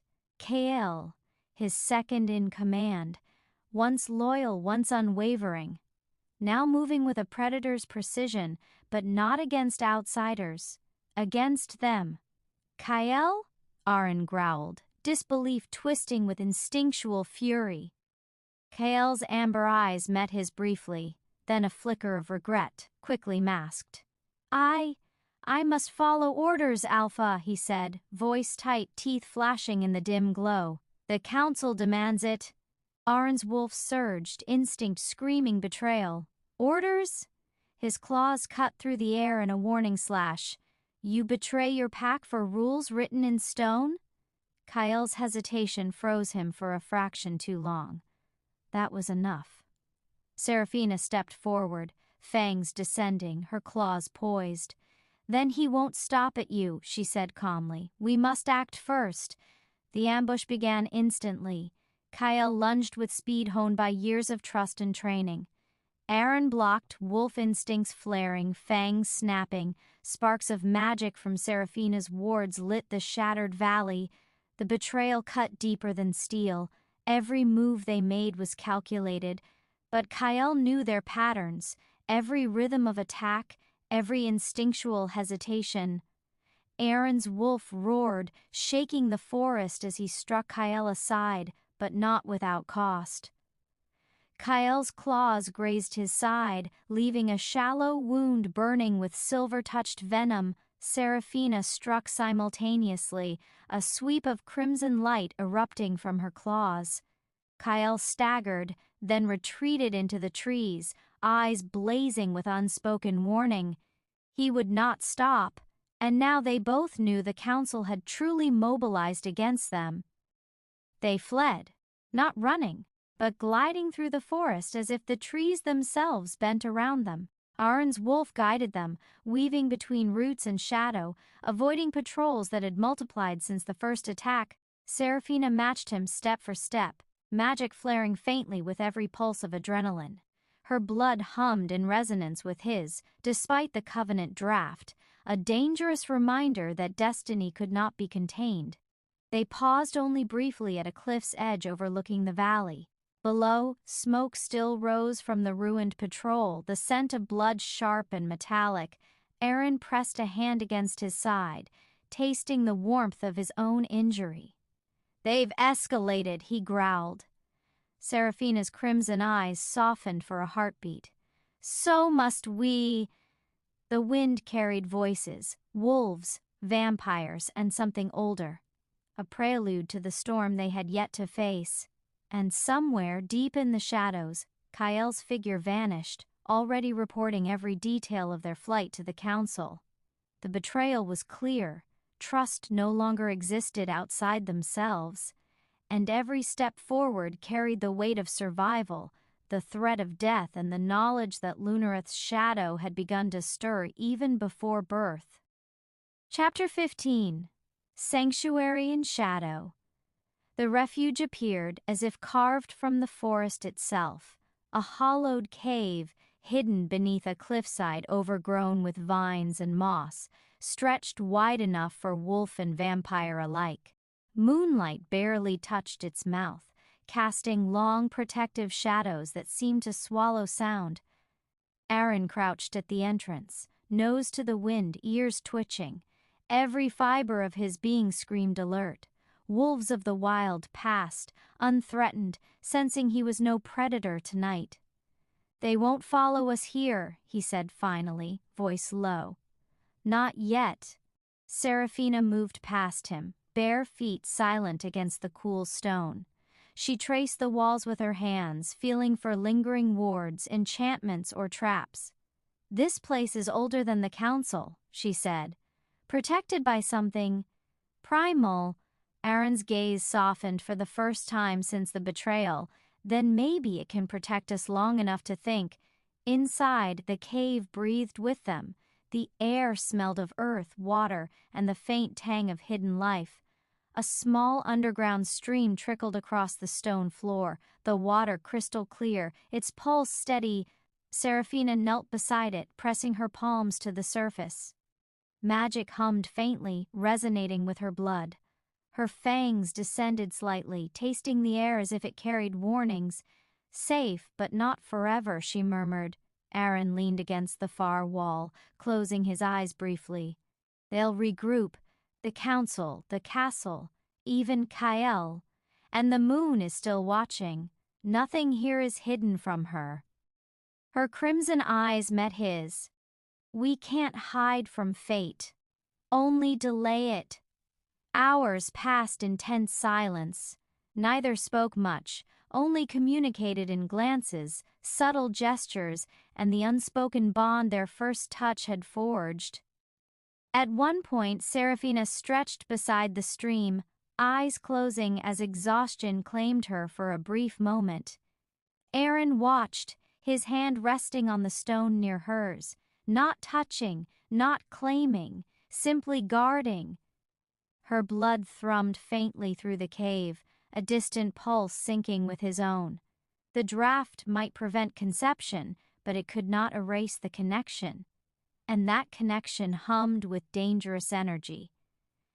"It's changing," she whispered, voice barely audible, even without crossing the line. "My blood?" Aren tensed. "I feel it too. The bond, stronger." A shiver passed between them, electric, undeniable. Night deepened. Shadows shifted along the walls of the cave, not cast by light but by some unseen force. Ancient, patient, and calculating. Something old had sensed the surge of forbidden power and waited. A soft voice, neither wolf nor vampire, echoed faintly in the cave. "She is named. She will come. Prepare." Seraphina froze, lips parted. Aren stepped in front of her instantly. "Who's there?" he demanded. Only the whisper answered, fading like smoke through stone. The cave was still, safe but temporary. Aren and Seraphina sat close, backs against the wall, foreheads nearly touching in a silent promise. Neither slept nor moved. The sanctuary held, but the world had already caught its scent, and somewhere far away, the first stirrings of prophecy began to ripple. Lunarith would come, and nothing, not law, not magic, not blood, would be able to stop the shadows she brought with her. Chapter 16. The Whispering Hunt. The forest was no longer silent. It breathed, whispered, shifted. Aren knew instantly that they were being hunted, not by brute force, but by something far older, far more cunning. Wolves and vampires alike had long relied on scent, sound, and instinct. Tonight, none of it was enough. Shadows moved between the trees in impossible patterns. Leaves rustled when no wind blew. Footsteps echoed behind them, then vanished. "They're here," Seraphina said, voice tight, crimson eyes flaring. "And they're not just following." Aren's claws scraped the earth. "They're manipulating the forest itself, trying to separate us." The ground seemed to twist beneath them, roots rising like fingers, branches forming unnatural barriers. Aren leapt over one, landing hard, sensing the subtle magic that bent the landscape around them. Seraphina followed, fangs glinting, hands glowing faintly as she sliced through barriers the world had conjured. "They know about the bond," she whispered. "They feel it. Every step we take, every heartbeat, they track it.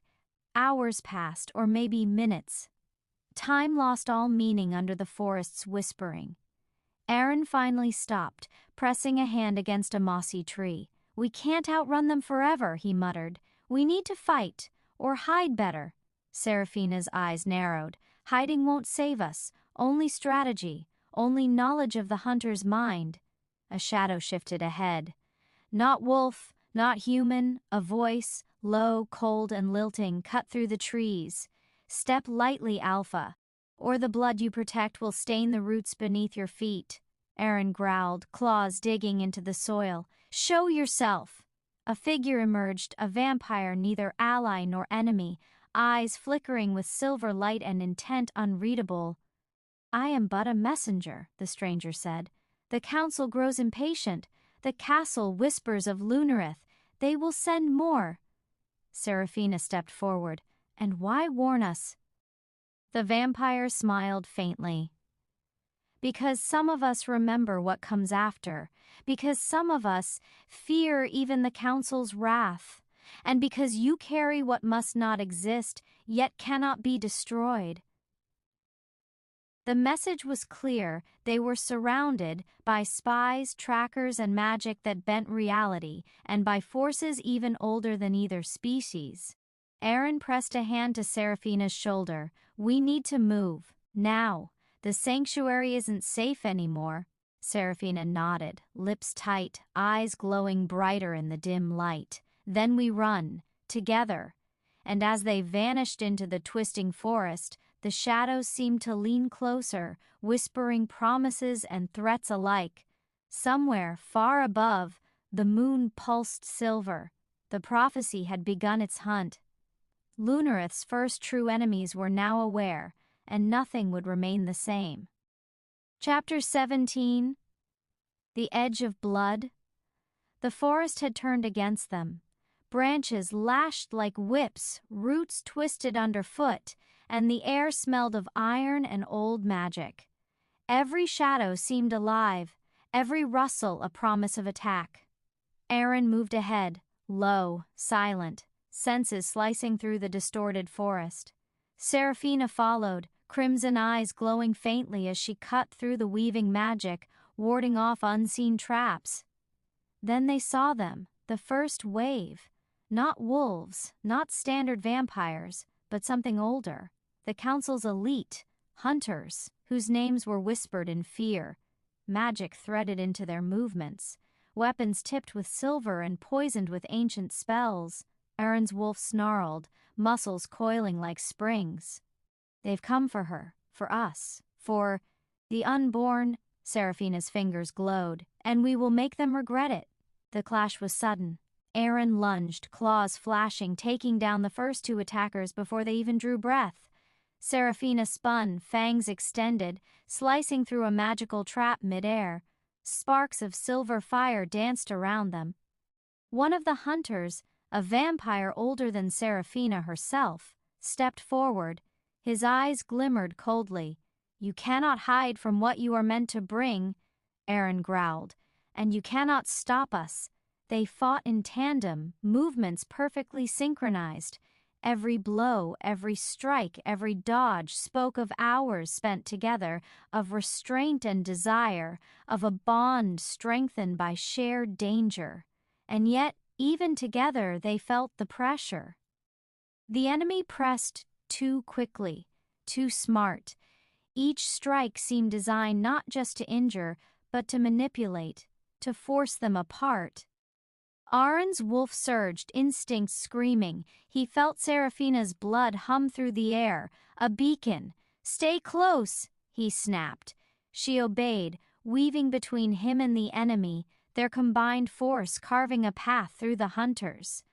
But one blade found its mark, slicing Aren's shoulder. Pain flared sharp, but he roared, taking down two attackers before staggering. Seraphina saw the wound, fury igniting her. She unleashed a pulse of magic so intense the ground trembled beneath the enemy's feet. Hunters staggered back, screams of surprise echoing through the twisted forest. Aren gritted his teeth, breath ragged. Enough!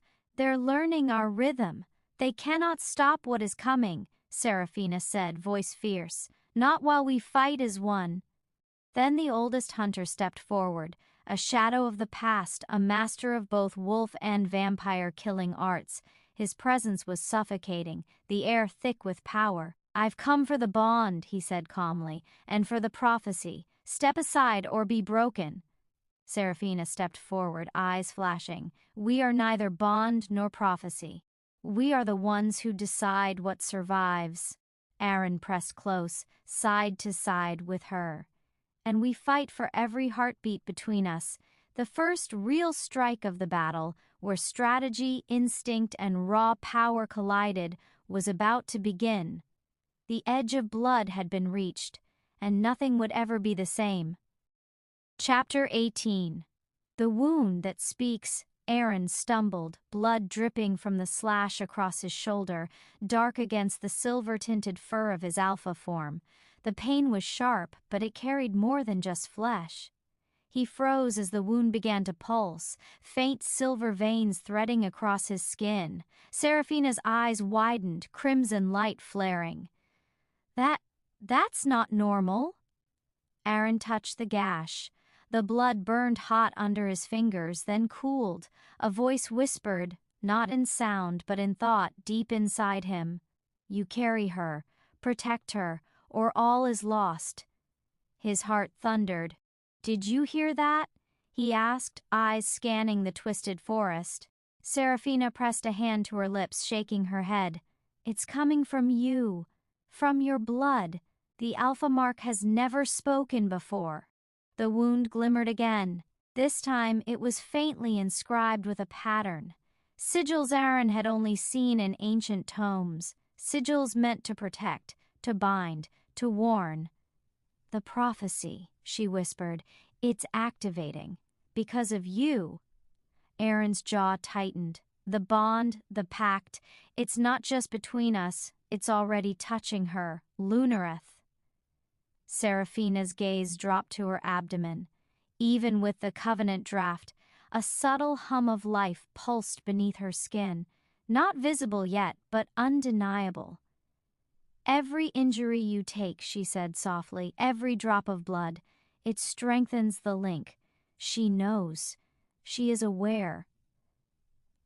The forest around them seemed to respond. Leaves shimmered, shadows stretched unnaturally, and faint whispers threaded through the air, speaking in a language older than either species. Aren growled low. "If the prophecy reacts to this, then the council will know sooner. And they'll come stronger." Seraphina's hands glowed faintly as she laid them over his wound. Magic seeped into the flesh, not healing entirely, but stabilizing the strange sigils pulsing across his skin. "I can't fix it completely," she said, voice tight. "Only delay what it's trying to do, control it until we understand." Aren nodded, teeth flashing in a determined snarl. "Then we control it together, no matter what comes next." But the enemy was not idle. From the distance a figure watched, cloaked in shadow. "Interesting," a voice said, soft, measured, yet carrying the weight of ancient malice. "The child stirs before birth, and the Alpha's blood already speaks. This changes everything." The watcher vanished into the twisted forest, leaving only a single clue behind, a faint shimmer in the air, tracing the path Aren and Seraphina had taken. The prophecy was no longer dormant. Lunareth had begun to awaken, even before her first breath. Chapter 19. The Shattered Moon. The night sky cracked, not literally yet, but the moon, silver and serene for centuries, faltered in her orbit, flickering as if caught between two realities. Shadows deepened unnaturally across the forest. Rivers gleamed silver-red under the unsteady light, and even the wind seemed to hold its breath. Aren stopped mid-step, eyes raised. "The moon," he murmured, senses flaring. "She knows." Seraphina tilted her head, fangs glinting faintly. "She always knows. But this is different. Her warning is active now." A sudden tremor ran through the forest. Leaves rustled violently, as if thousands of hands were brushing across them. Wolves stirred uneasily in hidden dens. Seraphina pressed a hand to her abdomen. "She feels it," she whispered. "Lunareth, the bond reacts to the moon." Aren's claws dug into the earth.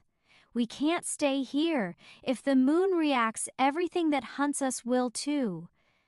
Before they could move, A streak of silver light shot across the treetops. It was not a meteor, not magic, not a wolf or vampire. The moon herself seemed to reach, pulling a beam of awareness directly toward them. Aren growled, sensing the energy threading through his veins, mingling with Seraphina's magic. "We can't fight her," he said. "Only survive. Only run." Suddenly a howl split the forest. Not a pack call. Something far older, older than wolves, older than vampires. It reverberated with power, shaking roots, stones, and hearts. "Hunters," Seraphina said, eyes narrowing, "and not just theirs. Lunar forces, responding to the prophecy." The ground beneath them shimmered faintly, forming patterns that mirrored the sigils on Aren's shoulder wound. Each pulse of light resonated with the moon's flickering, amplifying the bond between them and their unborn child. Aren grabbed Seraphina's hand. "We survive together, no matter what it takes." Her crimson gaze softened for a heartbeat, but then sharpened with resolve. "Then let them come. The moon is warning them, and we will answer." High above, unseen by mortal eyes, the moon's silver light fragmented, casting shards of warning across the forest. Every creature attuned to magic trembled. Every predator and tracker felt the shift, and the prophecy, the awakening of Lunareth, was now undeniable. Somewhere, deep in the Crimson Castle, Valor clenched his fists, eyes flickering with rage. "She moves before birth," he whispered, "and the moon itself heralds her." Impossible, yet true. Aren and Seraphina sprinted through the forest, the pulsing sigils on his shoulder lighting a path through the shadows. Every step carried danger. Every heartbeat echoed Lunareth's first stirrings. The prophecy was alive, and the shattered moon would not forgive weakness. Chapter 20. The Blood Crossing. They stopped at the edge of a cliff, overlooking a river that glimmered red under the fractured moonlight. Aren pressed a hand against his shoulder wound, the sigils pulsing faster now. Each beat of his heart echoed through the forest, through Seraphina, and through something still hidden beneath her skin. "This bond," he said, voice low and hoarse, "it's no longer just energy, it's life. Her life." Seraphina swallowed hard, crimson eyes locking with his. "The drought slowed it," she whispered, "but it can't stop it. Lunareth, she's choosing us." Aren's wolf growled beneath the surface, instinct screaming both protection and fear. "Choosing us," he repeated, "even when the world would kill her before she breathes." Seraphina reached for a small vial hidden beneath her cloak. A faint glow pulsed from its contents, magic distilled from the first covenant draft, enhanced with her own blood. "This could stabilize the bond temporarily," she said. "Control the resonance between our bloods, slow the awakening. But," Aren's eyes narrowed, "but it could also bind her fully before she's born?" Seraphina nodded. "Exactly. Once crossed, it cannot be undone." He hesitated, jaw tight. "We've been running, hiding, fighting, and now—" His hand hovered near hers. "Do we risk it, or do we let the world dictate her fate?" The wind whispered around them, carrying the faint echo of ancient power, the moon herself pulsing above, fractured in silver. Seraphina took a deep breath, placing her hands over his. "She is ours. Not the councils, not the castles, not even the prophecies. Ours." Aren felt the pull, the surge of energy threading between them, faint at first, then undeniable. His blood responded to hers. A slow, hypnotic pulse syncing with the unborn life stirring within her. "We do this together," he growled, determination flaring. "Whatever comes, we do it together." The vial broke between their palms. A ribbon of magic, faintly silver and red, coiled around them like a living thread. Aren gritted his teeth as the energy surged through his veins, then Seraphina's. The pulse spread outward, touching the forest, the river, even the fractured moon. The bond was no longer controllable, it was complete. And in that instant, the first whispers of Lunarith's consciousness brushed their minds. A tiny voice, fierce and curious, a whisper against the world. I am... Aren and Seraphina froze, hearts pounding, gazes locking. No longer could they deny it. Lunarith had awakened, and with her awakening there was no turning back. From the shadows, eyes watched. The first true test of their choice had begun. The world would come for them. But the blood crossing had sealed a truth no power could undo. Their child, their bond, was unstoppable. Chapter 21. The Price of Crossing.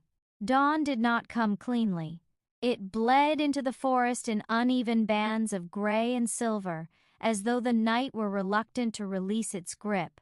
Aren felt the change before he saw it, the way the air tightened, the way the ground beneath his feet grew watchful. The blood crossing had not gone unnoticed.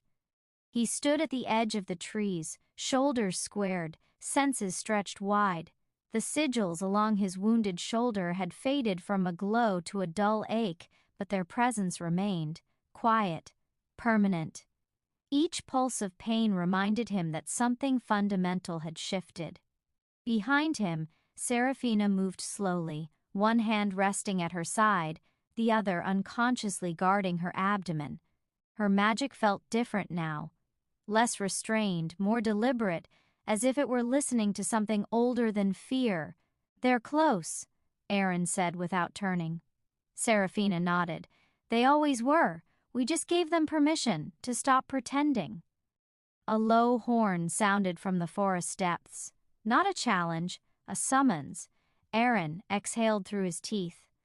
The council, they won't attack, Seraphina said quietly. Not yet. They'll want to look at you first. Decide whether you're still useful. Useful? The word burned. Aren stepped forward into the clearing, making no effort to hide.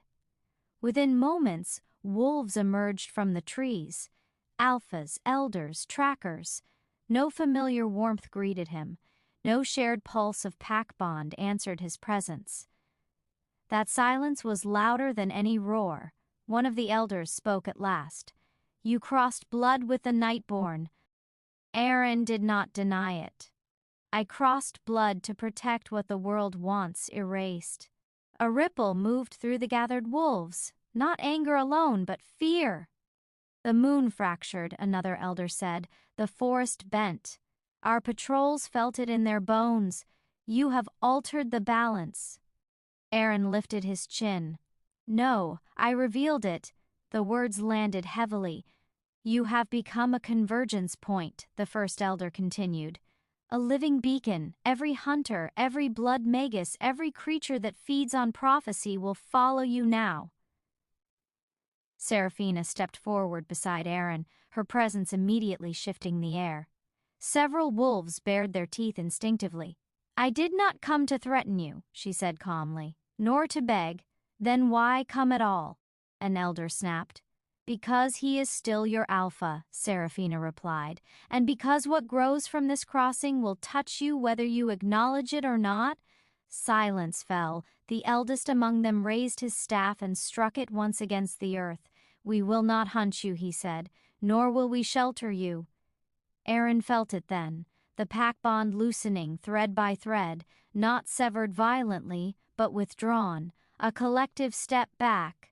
You are released from our protection, the elder finished. If you survive, it will be by your own strength. It was not exile, it was abandonment. Aren nodded once. Then I will survive without asking your permission. The wolves melted back into the forest, leaving no blessing behind. When they were gone, the clearing felt hollow.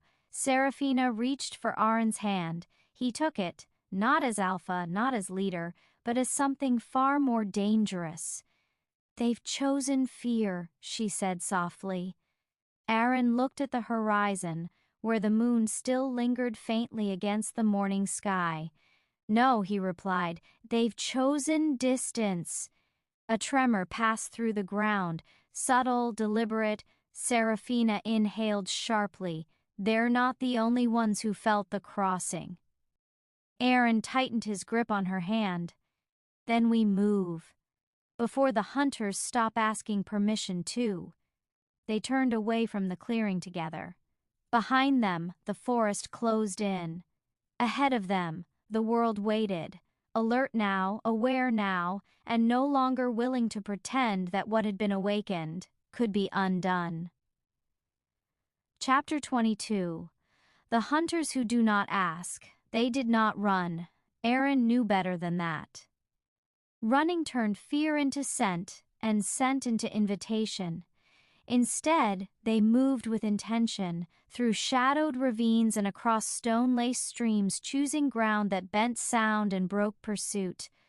The forest watched them pass, alert now, as if the trees themselves were weighing what they had allowed to cross their roots.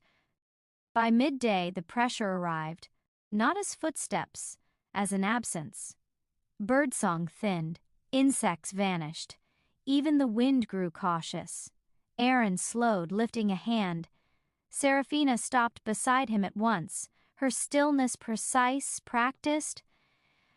"They're not wolves," she whispered. "I know." Aren tasted iron in the air, old magic, disciplined and dry, not hunger-driven like vampires, not instinct-bound like shifters. This pursuit was refined into a profession. Hunters. Seraphina's magic stirred, a low hum beneath her skin. They felt the crossing like a bell rang underwater. Distorted but unmistakable. Aren scanned the slope ahead. How many? Enough to believe they can end a story. They crested the ridge together and found the ruins, stone columns half swallowed by earth. A broken circle etched into the ground, its runes eroded but not erased. The place was old, older than councils, older than treaties, neutral ground once. "Here," Aren said, "if they want us, they won't get us quietly." Seraphina nodded and stepped into the circle. She knelt, pressing her palm to the stone. The runes answered with a faint, reluctant glow. "They remember blood," she murmured, "but they won't choose sides.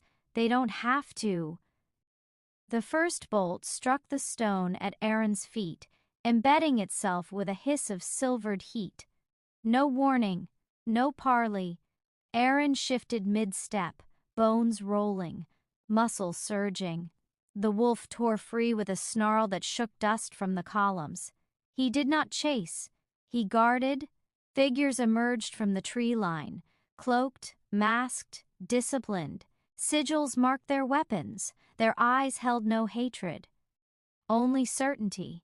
By covenant of balance, one of them called, voice amplified by spell work, the convergence is to be neutralized. Seraphina rose slowly to her feet. "You mean erased? The outcome is irrelevant." Aren lunged. The clash was brief and brutal. Hunters fought like scholars with blades, precise, unyielding. Aren felt silver graze his flank, burn through fur and flesh. He adapted, drove them back with force they had not calculated. Seraphina moved then, not to attack, to anchor. Her magic spread through the runic circle, stabilizing it, bending its age-old neutrality into shelter. The ground thrummed beneath her feet. "They can't finish it here," she said, breathing steadily despite the strain. "But they'll try to force us to choose." Aren slammed a hunter into a column, shattering stone. "Choose what?" "Flight," she said softly, "or sacrifice." A blade slipped past Aren's guard and cut deep into his side. He staggered, felt the circle pull at him, ancient rules asserting themselves. Seraphina's eyes met his. In that look lived a terrible clarity. "They're not here for war," she said. "They're here to make sure the child never becomes possible." The hunters regrouped, raising their weapons in unison. Aren planted himself between them and Seraphina, blood darkening the stone. "Then they'll have to end me first," he growled. The runes flared, and the circle chose neither side. It chose consequence. Chapter 23. What the World Will Take. The circle released them at dusk, not gently. Aren hit the ground first, rolling across leaf litter and stone, the breath torn from his lungs. The wolf receded in fragments, fur to skin, claw to hand, leaving pain behind like a debt unpaid. He pushed himself upright by instinct alone. Seraphina landed a heartbeat later. She did not fall. She stood, though the effort showed in the way her shoulders trembled and the glow along her veins dimmed to embers. The runic circle had not chosen sides, but it had demanded payment all the same. They were no longer in the ruins. The forest here was thinner, older, its trees spaced as though remembering a time when flight mattered more than shelter. The air tasted wrong, clean but sharpened, stripped of the familiar hum of territory. Aren listened. Nothing. No wolves, no hunters, no pursuit. Temporary, he said. Seraphina nodded. Everything about this is temporary. He turned to her then and saw the cost written plainly across her face. Not blood, no injury, something quieter, something that had been taken rather than broken. What did it ask? Aren asked. Seraphina hesitated. The pause was answered enough. It asked for certainty, she said at last. And I gave it time. Aren frowned. Time? Her gaze drifted, toward the trees, toward nothing. A narrowing, a closing of paths. The circle doesn't stop what is meant to be. It delays what the world fears. Aren felt the meaning settle, heavy and cold. How long? Seraphina met his eyes. Long enough for everyone to decide what they're willing to become. They moved on before night and fully claimed the forest. Aren set the pace slower now, attuned to Seraphina's breathing, the way she pressed her fingers to her wrist when the magic inside her surged too hard. As darkness deepened, the truth grew harder to avoid. The crossing had changed her. Not visibly, not yet, but the world felt her now, its attention brushed against them like fingers testing a wound. By firelight, Aren cleaned the silver burn along his side, the flesh knit reluctantly, leaving a pale scar that would never fully fade. Seraphina watched from across the small clearing, knees drawn close, her expression unreadable. You should let me help, she said. I am, Aren replied. By not bleeding out. A corner of her mouth lifted, then fell. Silence returned, thick, intimate, dangerous. There are ways, Seraphina said eventually, old ones, to make sure nothing comes of this. Aren still. She continued carefully, each word chosen as if it might cut. Bindings, suppressions, rituals that sever possibility without killing the source. Aren looked up. You're talking about prevention. Yes. Permanent? No, she said. Effective. The fire crackled. And the cost? He asked. Seraphina swallowed, usually borne by the one whose blood carries the heavier burden. Aren stood abruptly, crossing the space between them. He crouched, forcing her to meet his gaze. No, it may not be a choice, she said quietly. The hunters won't stop. The councils won't protect us. And if the night decides the risk is too great... I said no, Aren repeated. Not to you, not to this. Her voice softened. You don't get to refuse consequences just because you didn't invite them. Aren's jaw tightened. Then let me carry them, he said. Whatever ritual you're thinking of, let it take from me. Seraphina shook her head. It doesn't work that way. Thunder rolled distantly, though the sky above remained clear. The world, it seemed, was listening. Seraphina stood and stepped past him, stopping at the edge of the clearing. There is another way, she said, one that would end the pursuit. Aren followed. Tell me. She did not turn. If the world believes the convergence is no longer viable, it will stop hunting it. Aren felt the shape of the thought before she spoke it. You want them to think it's over? Yes. How? Seraphina closed her eyes. By making a sacrifice visible enough to satisfy fear. Aren's breath came slow and controlled. Define sacrifice.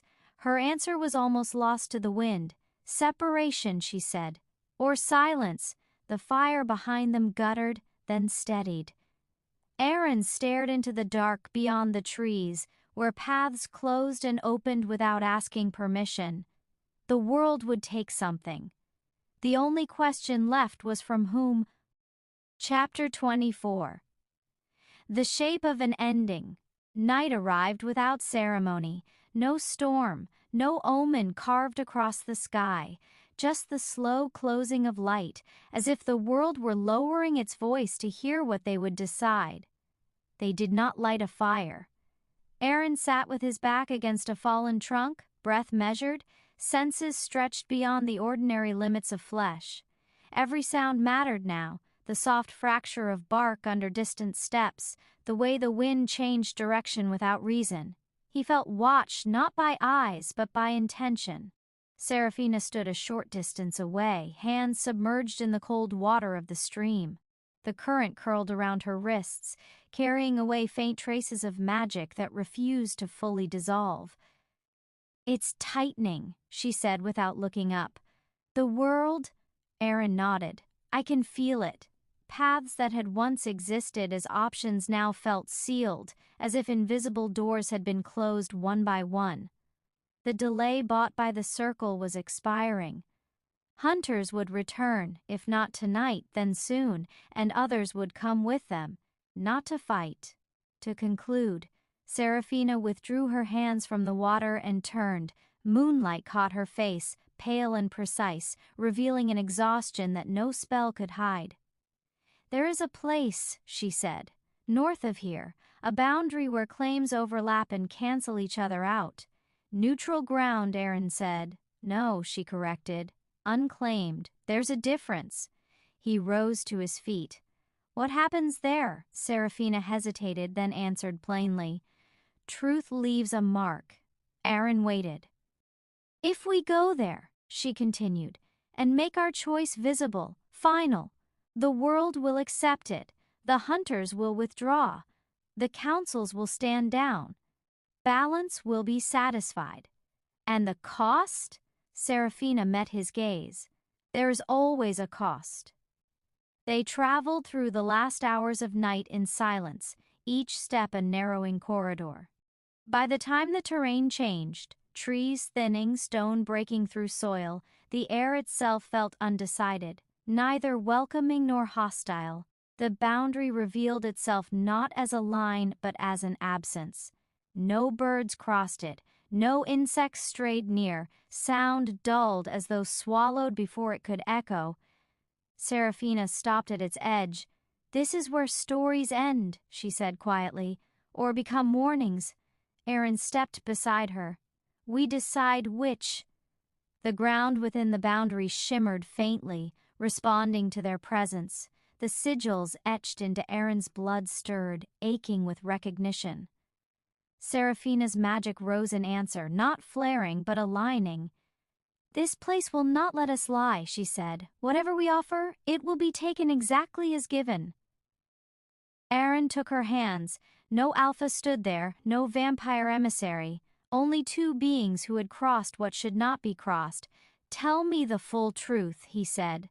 No softening, Seraphina inhaled. If we choose prevention fully and publicly, the possibility ends, permanently. The world will close the path behind it. And if we refuse, then the world will continue trying to close it for us. Aren's grip tightened. There was a third option. Seraphina looked away. Visibility, he said. Sacrifice enough to convince them it's over. Her voice dropped. Yes. What does that sacrifice look like? She turned back to him, eyes dark with certainty. It looks like separation made absolute. No bond, no contact, no shared ground. Aren felt the words strike deeper than any blade. For how long? Seraphina's answer was steady. For as long as the world remembers. The boundary pulsed. Somewhere beyond it, movement stirred, distant, patient. The hunters were close enough now to feel, if not yet to see. Aren searched Seraphina's face, committing it to memory as if the act itself might defy what came next. "There is no version of this," he said, "where we walk away unchanged." "No," she agreed, "only versions where something survives." Dawn touched the edge of the sky, pale and indifferent. Seraphina stepped forward into the boundary. The ground responded, light rippling outward like a breath drawn too deep. "If we do this," she said, not turning back, "there will be no undoing it." Aren followed her. "Then let it end honestly," he said. The boundary closed behind them, and the world leaned in to watch how the story would finish. Chapter 25. What remains? The boundary accepted them without ceremony. There was no blaze of light, no thunder to mark the moment. Instead, the world grew very still, so still that Aren could hear his own heartbeat, slow and deliberate, as if even it understood that this was not a moment to rush. The ground beneath their feet cooled, smoothing into stone veined with faint silver lines. Each vein pulsed once, then settled, as though recording their presence. Seraphina stood at the center of the unclaimed ground, shoulders straight, chin lifted. Whatever fear she carried it inward. Her magic did not flare, it aligned. Aren felt the bond between them tighten, not deepen, not strengthen, but clarify. Every shared breath, every remembered touch, every unspoken promise sharpened into something painfully precise. "This place will ask only once," Seraphina said quietly. Aren nodded. "Then we answer once." The boundary responded, not with a voice but with pressure, an insistence that pressed against bone and blood alike. Images flickered at the edge of Aren's vision, forests burning, moons mended and broken again, hunters lowering their weapons, councils standing down. Balance did not care how it was achieved, only that it was. Seraphina closed her eyes. "I choose prevention," she said. The words landed with devastating calm. Aren did not interrupt.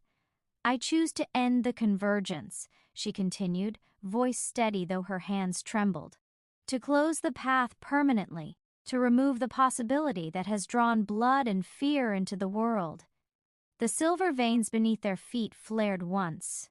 Aren stepped forward. "And I choose to bear witness," he said, "not as Alpha, not as a protector, but as the one who crossed first." The boundary hesitated. It pressed harder, testing intent. Seraphina inhaled sharply as the magic surged through her, precise and merciless. Aren felt it too, not as pain, but as subtraction. Something was being carefully, expertly removed. Not torn, not destroyed, closed. Seraphina gasped, one hand flying to her abdomen. No scream followed, no collapse. Only a shudder that passed through her like a wave reaching shore and receding. The world exhaled. Far beyond the boundary, Aren sensed it. The hunters pausing, then lowering their weapons. The distant attention of councils fading, satisfied. The tightening pressure around the world is loosening, just enough. Balance had been fed. Seraphina opened her eyes. They were clear, empty. Aren moved to her side instantly, catching her as her knees gave way. He lowered them both to the stone, holding her as though she might slip between moments if he loosened his grip. "It's done," she whispered. Aren rested his forehead against hers. "I know." The bond between them remained, but altered, quieter. No longer a convergence, no longer a beacon, simply a connection between two beings who had chosen each other when it mattered most. The boundary began to dissolve. Stone softened back into earth. Silver veins dimmed, then vanished. The absence that had defined the place filled slowly, cautiously, like a wound closing without scar. When they stepped back into the forest, dawn had fully arrived. Birdsong returned in hesitant fragments. Life resumed. Seraphina straightened, testing her balance. "The world will move on," she said. "It always does." Aren looked at her, committing the sound of her voice to memory, not because it would vanish, but because it had been earned. "And us?" he asked. She met his gaze. "We remain." They walked together until the forest opened into a quiet valley, untouched by claim or consequence. There they stopped. Not because they had to part, but because this was far enough. Aren took her hand one last time, not in desperation, not in promise, but in acknowledgement. "What we were," he said, "changed the world. What we are," Seraphina replied, "will live in it." They released each other, not as enemies, not as a regret, but as survivors. Above them, the moon lingered faintly in the morning sky, no longer fractured, no longer watching. The story had ended. What remained was choice, and that at last belonged only to them.